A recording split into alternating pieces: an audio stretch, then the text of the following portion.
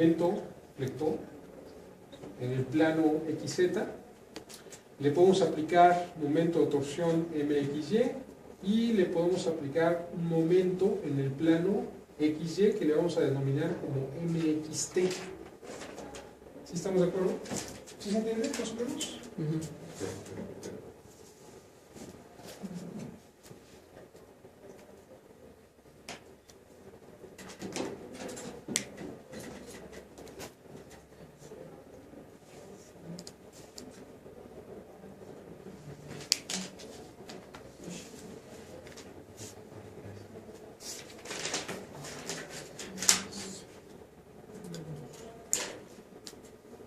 ¿Sí? Claro, obviamente QX está relacionado ¿con quién? NXY está relacionado ¿con quién? Con MXT.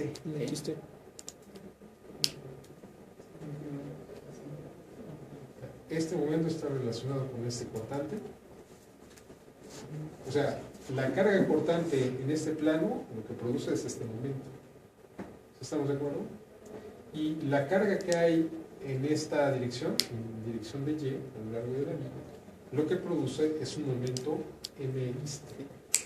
¿Sí estamos de acuerdo?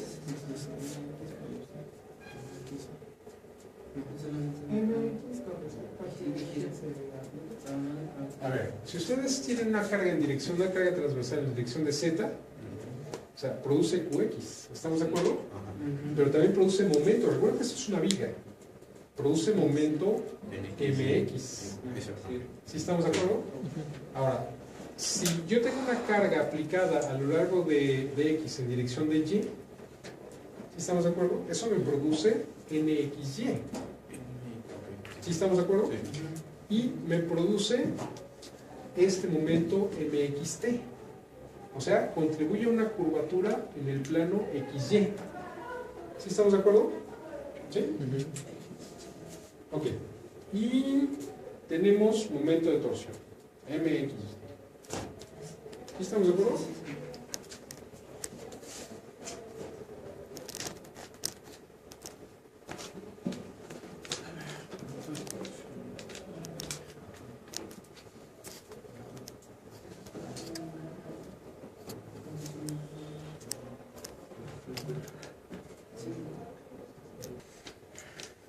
Ya, estamos considerando que las dimensiones de alto y el ancho son pequeñas en comparación con la longitud. ¿Sí estamos de acuerdo? Ok, entonces vamos a suponer que ustedes tienen una viga de esas características, una viga multifase, ¿no? Con muchas fases ahí. Ustedes conocen las propiedades de cada una de las fases, conocen la forma que tiene la sección transversal y conocen la distribución de cada una de las fases en esa sección transversal, y esa viga está apoyada de alguna manera. ¿Estamos de acuerdo? Quiere decir que ustedes pueden obtener, o sea, si ustedes la cargan de alguna manera, ustedes pueden obtener esos datos, o sea, una función que les diga cómo está la carga NX. Recuerden que NX es la FX dividida entre el ancho B. ¿Sí estamos de acuerdo? O sea, quiere decir que ustedes pueden obtener una ecuación que les diga cómo se comporta NX a lo largo de X. Quiere decir que si ustedes tienen la carga transversal, claro, aquí carga transversal va a tener dos componentes, una componente en Z y una componente en Y. ¿Sí estamos de acuerdo? Porque tenemos la viga va a lo largo de X, entonces cualquier carga transversal tiene componentes Y y Z. ¿Sí estamos de acuerdo? Claro, la componente Y va a contribuir al cortante NXY y al momento MXT. ¿Sí estamos de acuerdo? Y la componente transversal en Z va a producir UX y momento MX. ¿Sí estamos de acuerdo? Y aparte, pues va a haber un momento de torsión MX. ¿Sí estamos de acuerdo? ¿Sí? ¿Sí se entiende? Sí. ¿Dudas hasta aquí? ¿No? ¿Sí? Bueno, entonces, más o menos esos quedarían nuestras ecuaciones de equilibrio para esas consideraciones. Entonces, nosotros tenemos, bueno, las que ustedes ya conocen. ¿Sí? Esas consideraciones, bueno, estarían ahí simplificadas de esa manera. ¿Sí? Aparecería una relación entre el momento mxt y el cortante nxy. ¿Sí?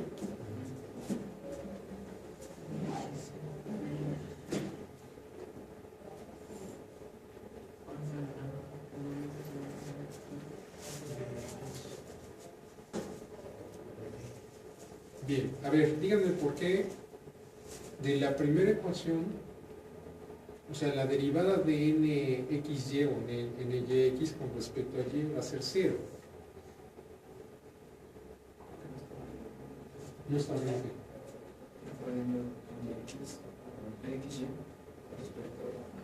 Con respecto a y, estamos exactamente, porque el ancho, estamos considerando que todo está casi, cae sobre. El ancho B es muy pequeño, por lo tanto ahí eso se cancela. ¿Por qué ny con respecto a y se hace 0? Bueno, no tenemos ny, ¿estamos de acuerdo? No. Así que eso se cancela. Bien, entonces tenemos, bien, ¿por qué my es 0?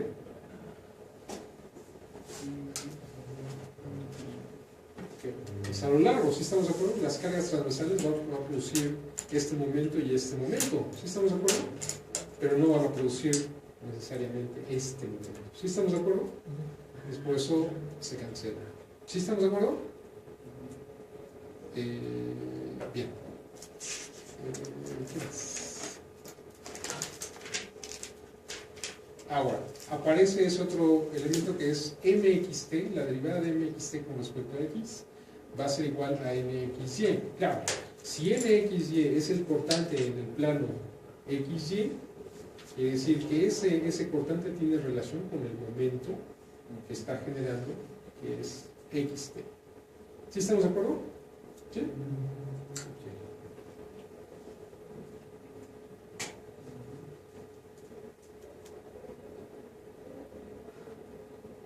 Bien. ¿Sí? ¿Puedo cambiarle? Sí. Ok, entonces ahí me quedaría. Claro, considerando que la distribución de las fases es cuasi simétrica, que no hay distorsión. ¿Sí? Entonces quiere decir que o sea, la deformación en x sería la derivada de u con respecto a x de u0. Pero aquí u0 sería, digamos, la deformación de la intersección entre los dos ejes de simetría. Epsilon y, o sea, sería la derivada de v con respecto a y, bueno, lo mismo, ¿no? Gamma yz sería la derivada de w con respecto a y, más phi y. Gamma xz sería la derivada de w con respecto a x, más phi x. Habría curvatura kappa x, habría curvatura kappa y, curvatura kappa xy y curvatura kappa xt. Habría que agregar un elemento aquí que era kappa xt, que va a ser igual a d11xt por mxt. ¿Sí estamos de acuerdo? ¿Cómo calcularían ustedes el elemento d11xt?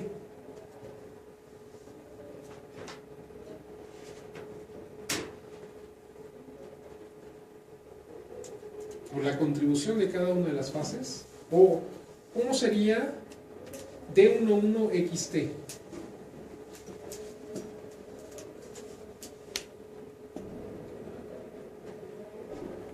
O sea, esa es la flexibilidad en flexión. O sea, d11 es la flexibilidad en flexión, ¿sí? la que produce una curvatura kappa x. ¿Sí estamos de acuerdo? Pero Si tenemos la curvatura kappa xt, esa curvatura aparece en el plano xy. Si estamos de acuerdo, producida por el momento mxt. ¿Cómo calcularían ustedes d11xt?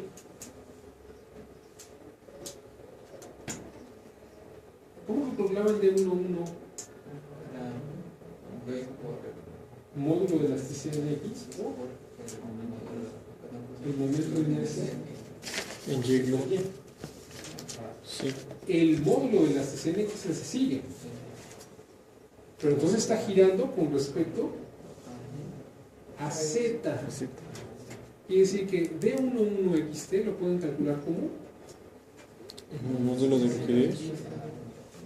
o sea, b sobre módulo de elasticidad en x o Momento de inercia en Z. momento de inercia con respecto a z. ¿Estamos de acuerdo? Bien. ¿Sí? ¿Puedo cambiarle? ¿No? ¿Sí?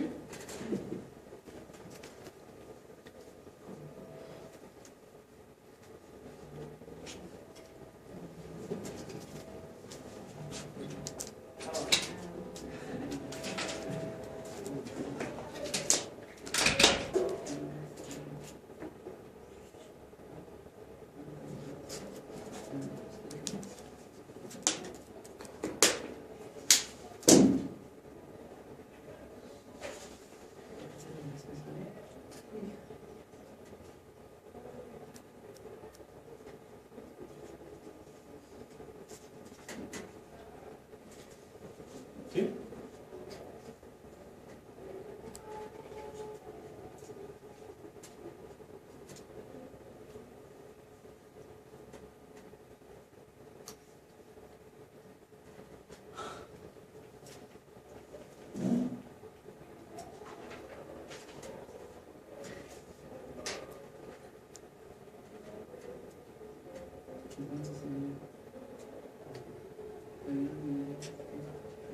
¿Sí? ¿Puedo cambiar?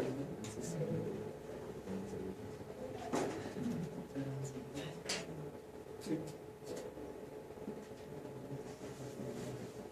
¿Sí? ¿Sí? ¿Seguros? Bueno, entonces las contribuciones, sumando todas las contribuciones a cada una de las deformaciones, entonces las deformaciones, digamos, de plano medio, sería epsilon x, que sería A11 por nx, epsilon y sería A21 por nx, gamma xy sería A66 por nxy, kappa x sería D11 por mx, kappa y D21 por mx, que ya habíamos visto, kappa xy sería D66 por mxy, kappa xt sería D11xt por mxt, y las deformaciones angulares, bueno, las deformaciones angulares transversales que están aquí, ya ustedes la conocen, y la deformación angular en el plano que sería gamma xy, A66 o la derivada de mxt con respecto a x.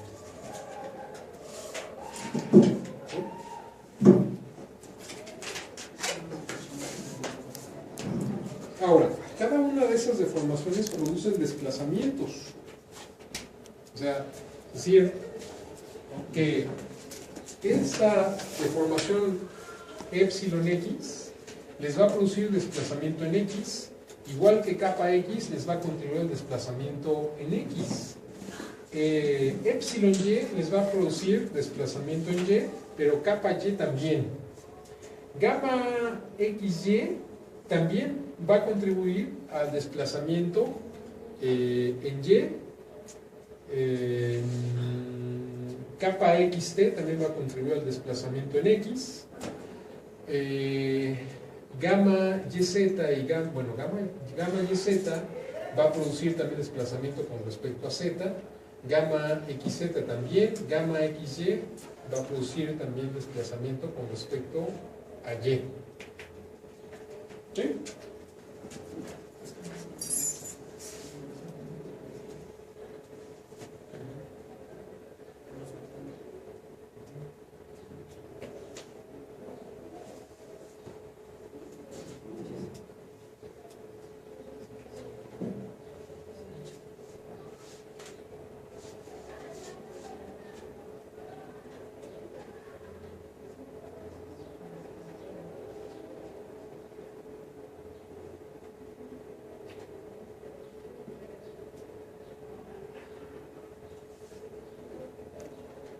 Bueno, entonces, esa va a producir desplazamiento U. Bien, NX también puede contribuir al desplazamiento en dirección de Y, pero eso es muy pequeño, por el elemento A21. Phi X por la contribución de MX, Phi Y por la contribución de MX, Phi XT, que sería este ángulo, producido por MXT, Phi Y, producido por MXY, obviamente, si hay un momento de torsión, pues hay un Phi Y, W, que es el desplazamiento en Z producido por MX, el desplazamiento en Y producido por el momento MXT y el desplazamiento W producido por MXY. ¿Sí estamos de acuerdo? MXY produce giro, pero también produce desplazamiento en Z. ¿Sí estamos de acuerdo? ¿Sí? ¿Más o menos?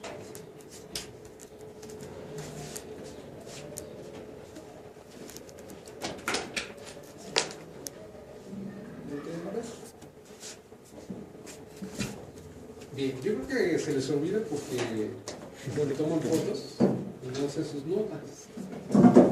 El hecho de hacer sus notas, o sea, hay una cuestión ahí también de que la mente relaciona el movimiento de los músculos de la mano al escribir con el aprendizaje como lo están viendo ustedes. Entonces, si ustedes nada más le toman la foto, su cerebro no aprende por la parte motriz de las manos. Una sección transversal, imagínense que ustedes en una sección transversal pintan una crucecita. ¿Sí estamos de acuerdo? El centro de esa crucecita coincide, como estamos hablando de una sección, digamos, casi simétrica y la distribución de las fases casi simétrica, entonces digamos que ese punto coincide con el centroide de la sección. ¿Sí estamos de acuerdo? Quiere decir que U, V y W, para una posición dada de X, sería el desplazamiento del centro de esa crucecita. ¿Sí lo ven? Phi X sería el giro con respecto a Y de esa crucecita. Y Phi Y, ¿sí? Phi Y sería el... ¿sí? ¿Sí? ¿Más o menos? Sí. ¿Están siguiendo? Sí. Entonces, Phi Y sería el giro con respecto a X de esa crucecita. Y Phi XT sería el giro de la crucecita con respecto a Z. ¿Sí estamos de acuerdo? De tal manera que ustedes, si tienen esto, porque todas estas funciones, pues obviamente dependen de NX, de una función que les describe cómo es NX a lo largo de X, de una función que les describe cómo es MX a lo largo de X y también, obviamente, cómo es QX a lo largo de X, etc. Entonces quiere decir que para un punto dado, ustedes podrían saber, o sea, cómo gira, o sea, cómo se desplaza esa sección transversal y cómo está girando esa sección transversal. ¿Sí estamos de acuerdo? De tal manera que con esos desplazamientos ustedes, bueno, lo pueden hacer con las ecuaciones anteriores, pero ustedes podrían identificar todo el campo de deformaciones de toda esta viga. ¿Sí estamos de acuerdo? Y después, ya teniendo el campo de deformaciones de esa viga, entonces ya pueden regresar a cada una de las fases, aplicar las ecuaciones constitutivas a cada una de esas fases y encontrar los esfuerzos a los que están sometidas cada una de esas fases. ¿Sí se entiende eso? O sea, es decir, yo en una sección transversal conozco esto. Por lo tanto, yo sé el campo de deformaciones de esta sección transversal. En otra sección, pues eso giró así. Por lo tanto, yo también conozco el campo de deformaciones de esta sección transversal. Y si ustedes conocen todo el campo de deformaciones de toda la viga. Pero esa viga está hecha de muchas fases. Ustedes saben la configuración de cada una de las fases dentro de la sección transversal. Por lo tanto, ustedes saben las ecuaciones constitutivas de cada una de esas fases. Si las deformaciones, ustedes a partir de eso saben las deformaciones en un punto YZ de la sección transversal, quiere decir que ahí aplican esas deformaciones en ese punto YZ a las ecuaciones constitutivas de la fase J, y la fase J les va a responder con los esfuerzos en ese punto. ¿Sí estamos de acuerdo? ¿Sí se entiende eso? Sí. Ahora falta de que es por punto, también hace por fase. Sí, pero para eso, todas estas propiedades ya son homogenizadas. ¿Cómo hicieron la homogenización? Con las sumas del principio. Exactamente, cuando ustedes obtuvieron las flexibilidades globales, las rigidez globales, dependiendo de cómo estén analizando. ¿Sí? Entonces, a partir de esas rigideces globales, ustedes pueden obtener la rigidez de esas rigideces de cada fase. Pueden obtener las rigideces globales, obtener el comportamiento global. Obviamente el comportamiento global va a estar determinado por el campo de deformaciones, y después con ese campo de deformaciones en cualquier punto ese, como ya saben el campo de deformaciones, ya pueden aplicar sus ecuaciones constitutivas para la fase J y entonces obtener los esfuerzos en la fase J. ¿Sí se entiende más o menos? ¿Dudas? ¿No? ¿Puedo cambiarlo? Ahí está. Finalmente. ¿No? O sea, todas las contribuciones de U, de W y los giros. ¿Sí? O sea, esa es cómo se mueve la crucecita. En una sección determinada, es cómo se movería la crucecita. ¿Sí estamos de acuerdo?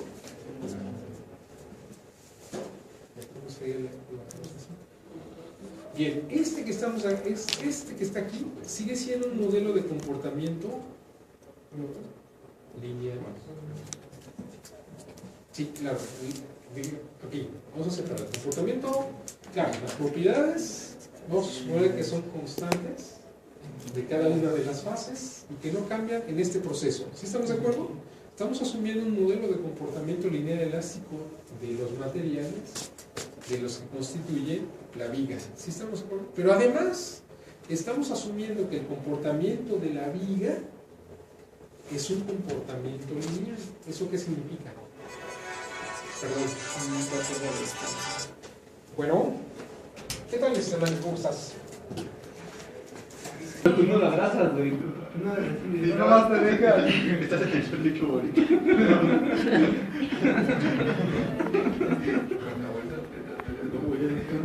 Pura distancia. Güey, ¿qué nos hacemos? Nada, güey, a calcular vigas. ¿Por qué no te enseñé nada? Carping ni se diga. Ah, ese güey es no mames. Carping no nos enseñó que el 2 de octubre no se olvida, güey. ¿Por qué no te calcular y centroides? Nada, sacar ecuaciones. Ajá. No te sirve de nada. Porque el tema de vigas es. No sé. ¿Así dijo? Ah, Sí. bueno, Casi, casi. en resumen. Cuando vimos una viga, güey, todo era por áreas, güey. Perdón, Entonces, bueno, entonces ya tienes algo. Entonces no es un comportamiento de la estructura que también es lineal. ¿Eso qué significa? Que aumenta la propia distancia. Proporcionalmente a la distancia, ¿no? Bueno, más bien estamos considerando que los desplazamientos de la estructura son pequeños en comparación con las dimensiones de la estructura. ¿Sí estamos de acuerdo? O sea, recuerdan que veo la derivada con respecto a x de epsilon x. ¿Sí estamos de acuerdo? O sea, entonces, ok, a pesar de que es un modelo de comportamiento lineal para la estructura, también es para el material, si nosotros tuviéramos una estructura muy esbelta, una viga muy esbelta, por ejemplo, la pala de un helicóptero, pues esto aplica, por ejemplo, para la pala de un helicóptero. O sea, la pala de un helicóptero está sometida a todo eso que vimos. Entonces, claro, la pala de un helicóptero, como es un elemento muy esbelto, ¿no? Muchas veces están hechos de material compuesto que tienen, digamos, propiedades elásticas relativamente, propiedades elásticas de Sí, porque es elásticas más bajas en magnitud que, por ejemplo, si tuvieran aluminio o acero. ¿Sí estamos de acuerdo? O sea, cuando, por ejemplo, fibra de, ya en un arreglo, por ejemplo, cuasi isotrópico, los módulos de elasticidad, por ejemplo, el módulo de elasticidad en X, o sea, a lo mucho serían unos 40 gigapascales para un material compuesto, ya una secuencia de alquilador. Pero ustedes, por ejemplo, en el aluminio tienen 70 gigapascales. ¿Sí estamos de acuerdo? O sea, quiere decir que la deflexión, normalmente para las mismas cargas, la deflexión en una estructura, por ejemplo, en materiales compuestos, sería mayor. ¿Sí estamos de acuerdo? Considerando aproximadamente la misma forma, ¿sí? O sea, sería mayor. O sea, eso significa que su pala del helicóptero, por ejemplo, o sea, la deflexión sería mayor, el giro sería mayor, todo eso. ¿Sí estamos de acuerdo? Ahora, ¿cómo podrían ustedes considerar esas características? Porque eso ya aleja a la estructura de un modelo de comportamiento lineal a lo largo de toda la estructura. ¿Cómo harían ustedes para con este modelo considerar eso? Darle más rigidez. ¿Cómo? O darle más rigidez. O sea, O sea, pero ustedes ya la pala la tienen. Yo lo que quiero es analizar, ustedes lo que quieren analizar es cómo, cuáles son los esfuerzos y cómo se mueve.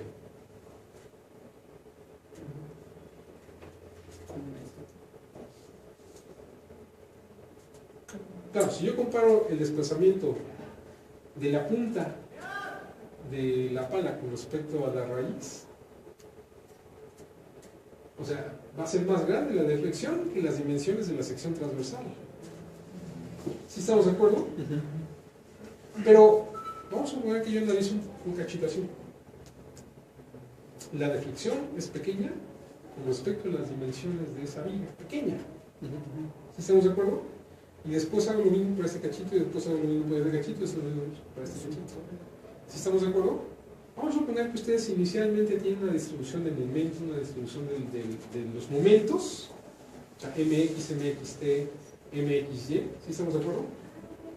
Tienen una distribución NX determinada, tienen una distribución, bueno, obviamente de QX determinada, ¿sí estamos de acuerdo?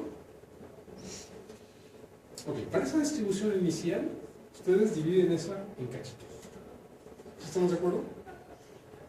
Toman este.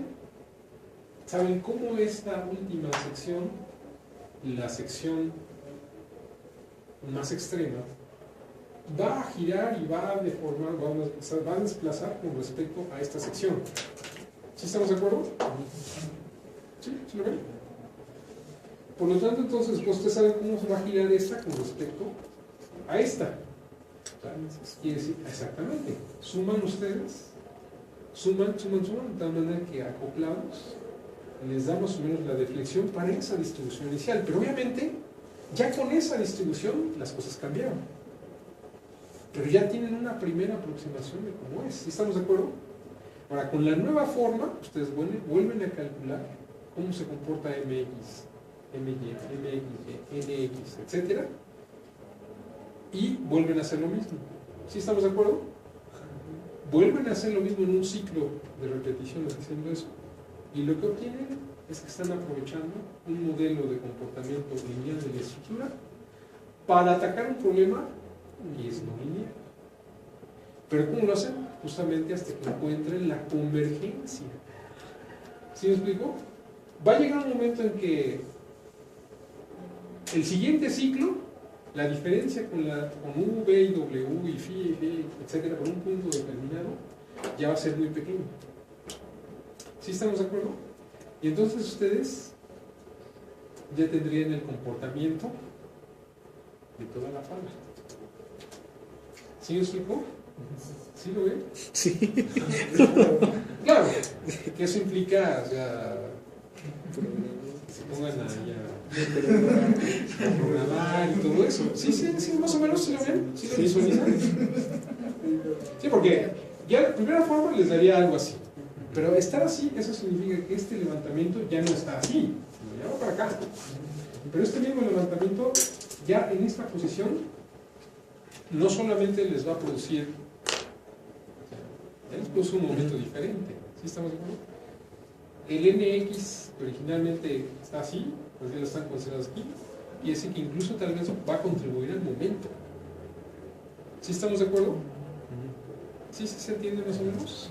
Pero entonces justamente necesitan un ciclo de iteraciones hasta alcanzar la convergencia. Primero se analiza por cachito. Salesforce tiene una forma de a partir de eso. Ustedes en cada cachito saben cómo el extremo del cachito se desplaza con respecto a otra sección, la primera. Y luego es como si nosotros Suman y lo que obtienen es una primera forma. y a esa forma es como si tuviéramos una viga de esa forma. Exactamente. Vuelven a representar las cargas. O sea, la distribución de los momentos y de las cargas en X y en XY. Con esa misma. Y vuelven a hacer lo mismo. Y vuelven a obtener otra forma. Y vuelven a hacer lo mismo. Y vuelven a obtener otra forma. Claro que eso va a ir convergiendo. Sí.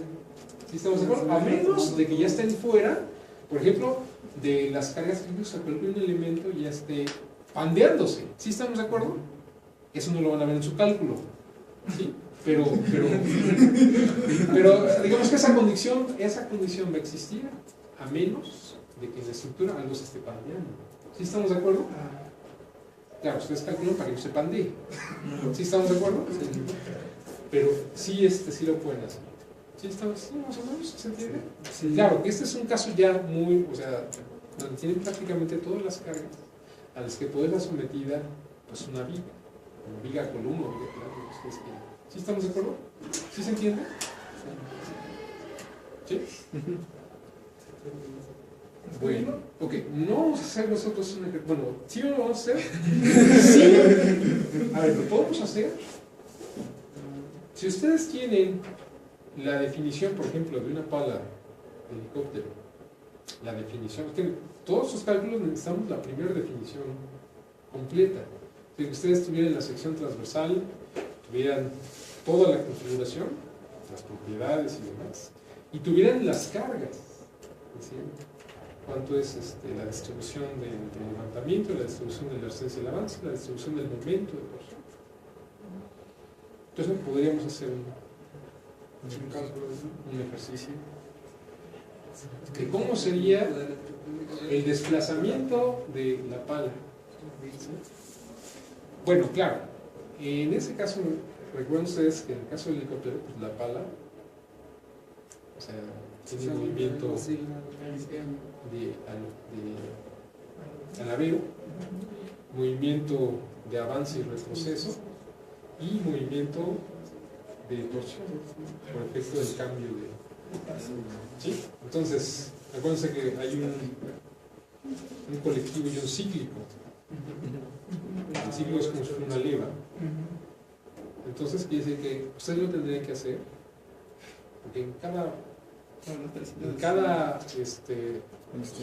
posición angular del rotor, para una posición determinada del colectivo y del cíclico, Se hacen los cálculos, ¿no? tendrían, o sea, para una posición de cíclico y rotativo, tendrían que hacer para cada una de las posiciones angulares un cálculo, no sé, porque las condiciones de carga aerodinámica son diferentes. ¿Sí estamos de acuerdo? Sí, más o menos. Claro, pero ustedes ya tienen potencia de cálculo. O sea, ustedes todo eso lo pueden programar. ¿Sí estamos de acuerdo? Y le van cambiando las cargas. Pero tendrían una herramienta con la cual ustedes pueden, de manera aproximada, pero de aproximada bastante bien aproximada, a los esfuerzos a los que podría estar sometido cualquier parte de su pala. Y le digo la pala porque es justamente el ejemplo de una viga que puede presentar todas estas cosas, ¿no? Digamos que es el ejemplo más complejo. Pues es uno de los ejemplos más complejos. Hay ejemplos más complejos. Simplemente el ala de una mosca es mucho más complejo que el caso del helicóptero. Pero bueno, de los desarrollos tecnológicos que ha inventado el ser humano, pues claro, la palabra de un helicóptero desde el punto de vista estructural es de lo más complejo. Pero tendrían unas ciertas herramientas para aproximarse a lo que está pasando en esa vía. ¿Sí se entiende? ¿Dudas? Entonces ustedes traen la definición completa de la pala y las cargas en un instante dado, hacemos el cálculo. Pero no me importó las... ¿Ya lo tienes? Ah. Pero la distribución de cargas sería de forma similar a la de un ala, o se toman otras consideraciones. No, eso no es consideración. Sí, De ¿verdad? todas maneras, en la tercera parte de este curso, vamos a ver. Todo eso también. Y ese otro método también lo puedes aplicar para la pala de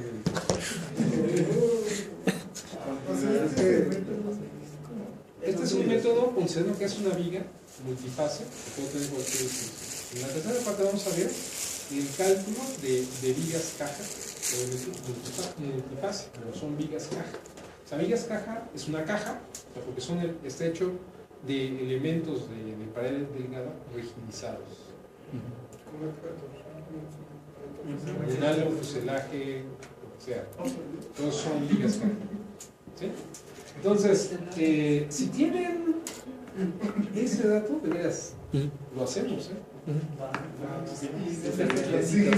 Pero ustedes Vamos a programar. Ustedes podrían programar, no sé, considerar una sección cuadradita de varias fases, ¿no? Pueden programar ahí. Tema de tesis. ¿Cuál tema de tesis?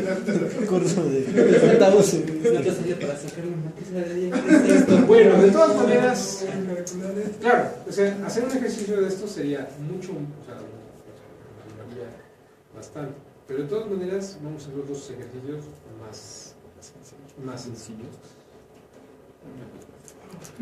¿Sí? Sí. Pero digamos, tendrían las herramientas para que ustedes atacaran problemas.